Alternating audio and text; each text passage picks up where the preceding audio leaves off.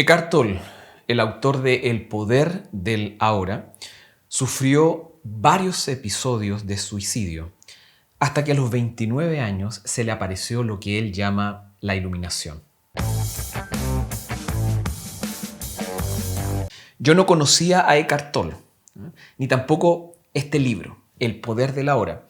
Y al investigar descubrí que este autor, en el fondo, logra su fama o reconocimiento, ¿cierto?, en los medios, en la vida, ¿no?, porque lo recomienda Oprah Winfrey, ¿no? O sea, si te recomienda a ella, lo más probable es que no puedas escapar de la fama, por supuesto.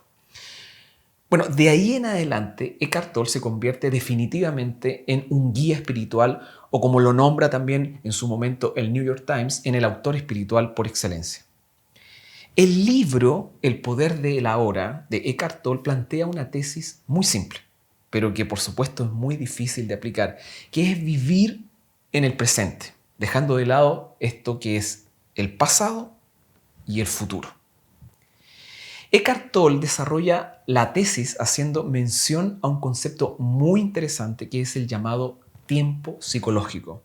Este tiempo que está en la mente. Y es la mente la que te lleva a viajar a ese pasado o al futuro sin dejar de que seas tú. Eso que eres realmente está solo en tu presente, o sea, en el ahora, y además tiene un poder. Bueno, cuando tu mente te lleva al futuro, ocupa la imaginación para crear cosas que no existen, cosas que no ocurren, que no van a ocurrir. Bueno, y a su vez, si vives en el pasado, en las cosas que no hiciste o lamentándote de cómo hiciste las cosas que hiciste, te traerá, por supuesto, depresión.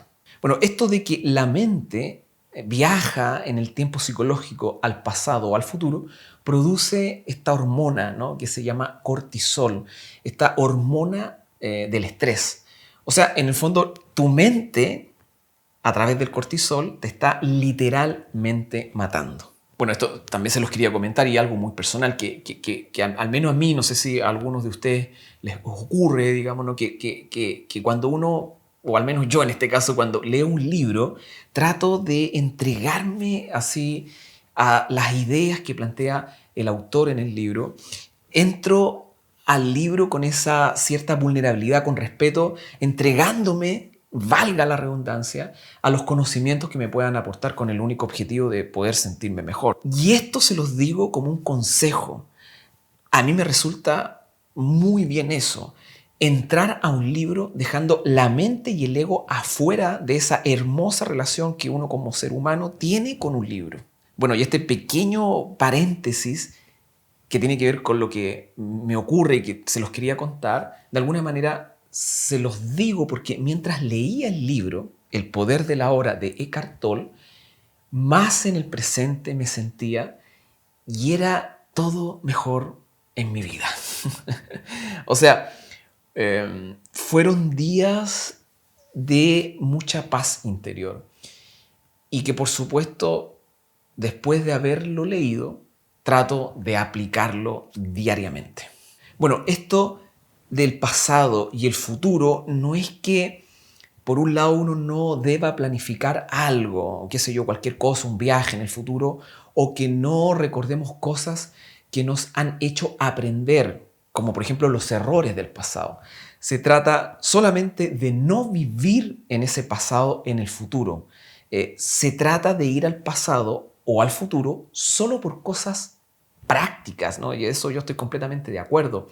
Pero debemos volver prontamente al presente, porque es solo en el presente donde yo puedo vivir mejor, en donde hay paz y felicidad. Bueno, de hecho hay un ejemplo, un documental, no me recuerdo cuál, he visto muchos con respecto a temas de yoga, mindfulness o de budismo.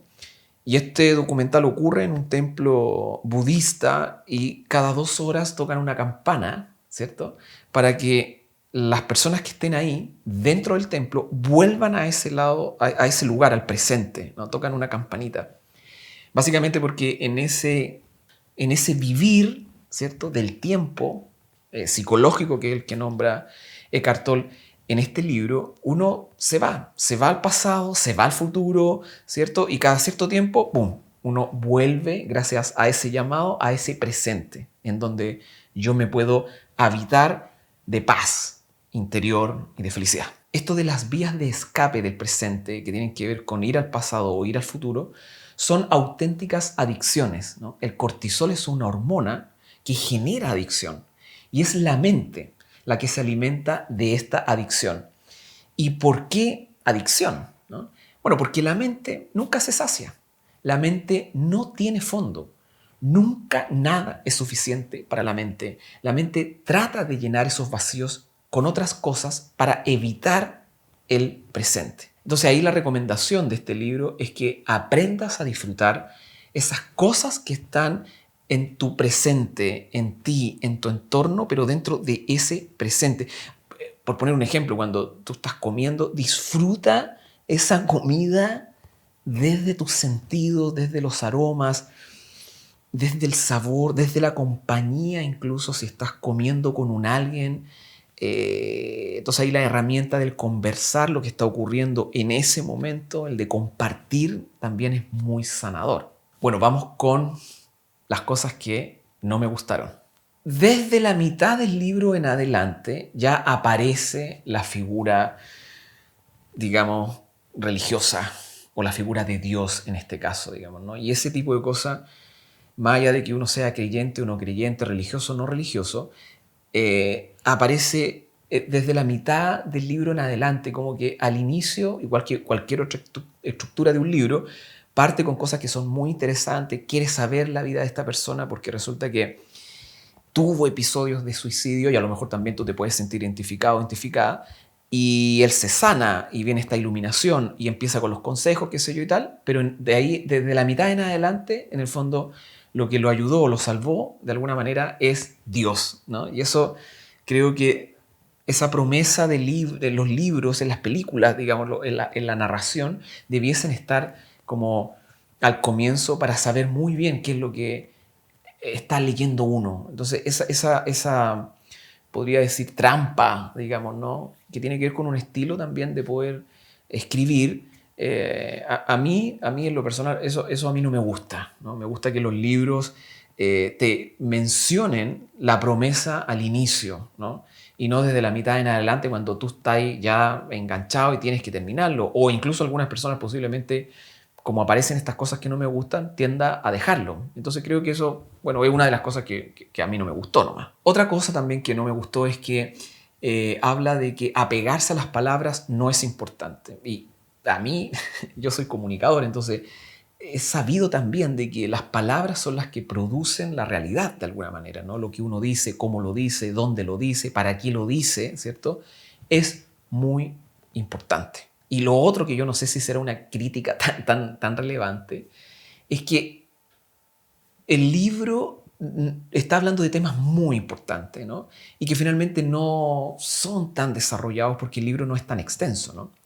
Y eso también es muy personal. El libro, también hay una reseña en el canal del Librotecario de Nathaniel Brander, ¿no? Que habla sobre los 6 pilares de la autoestima. Define a la autoestima en un libro que tiene 500 páginas. Es exactamente el otro extremo, o sea, 500 páginas para definir qué es lo que es la autoestima.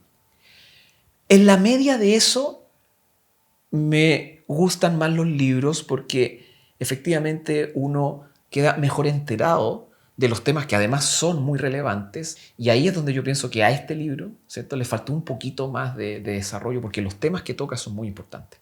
Bueno, otra cosa que no me gustó, que es que el libro está contado como que hay alguien que hace preguntas, ¿no? Entonces alguien pregunta y Eckhart Tolle responde. Pero en algún momento, por un lado ya me está aburriendo que esté preguntando y que además las preguntas empiezan a ser como si nos empiezan a tratar, porque en el fondo el que está preguntando es uno, ¿no? El que está leyendo, y a uno le gustaría intervenir posiblemente, digamos, ¿no?, en la imaginación o en esa relación bonita que pasa de uno con el libro, y ya después uno se empieza a sentir como si fuera realmente un imbécil, porque las preguntas son como empiezan a ser muy malas, ¿ya? Entonces eso tampoco a mí me gustó del libro, así como que chuta, yo soy la persona que está preguntando porque tengo mis dudas, pero posiblemente yo no lo preguntaría así. Ya me estoy sintiendo como un personaje más del libro, ¿cierto? Que eso ocurre cuando uno viaja con el libro y ya te sientes como uno de los personajes, pero normalmente no te sientes ser el personaje más estúpido del libro, ¿no? Sino que otra figura. Entonces, esa forma de escribir el libro a mí tampoco me gustó. Otra cosa que él menciona es que efectivamente no hay que ir a ninguna parte para encontrar la verdad o tu verdad. Y resulta que posiblemente yo, en este presente, yo tengo mi propia verdad que a la hora de relacionarme con los demás finalmente no es la verdad, sino que es un punto de vista del cómo yo veo las cosas, ¿no? Posiblemente el no tener que ir a buscar la verdad me va a traer más paz, más tranquilidad, más felicidad. Estoy de acuerdo, digamos, ¿no? Pero hay una tendencia en el libro que es a no ir a buscar esa verdad, ¿no?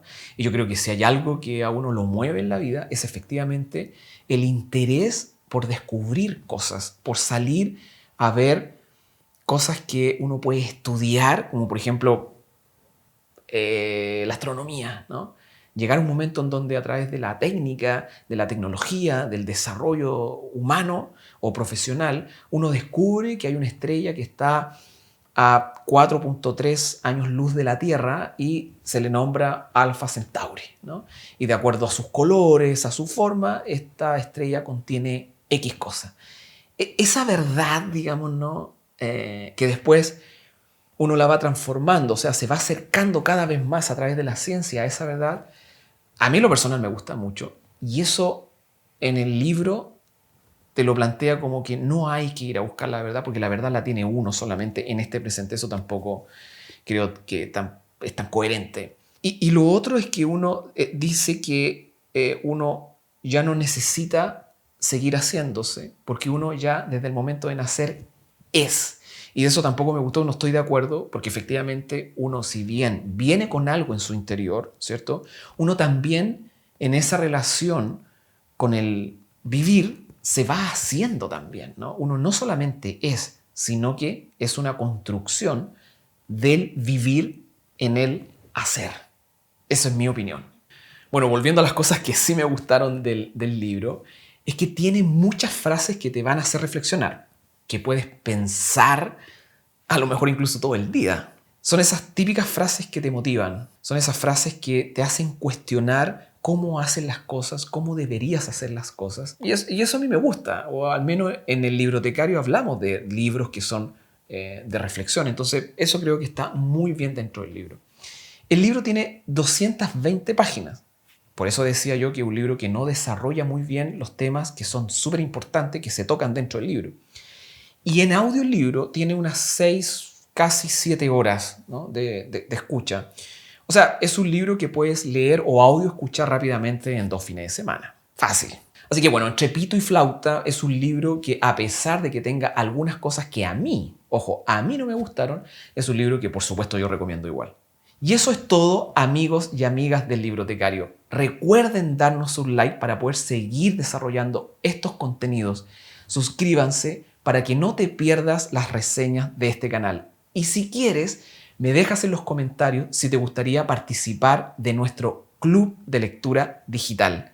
A leer y a leer.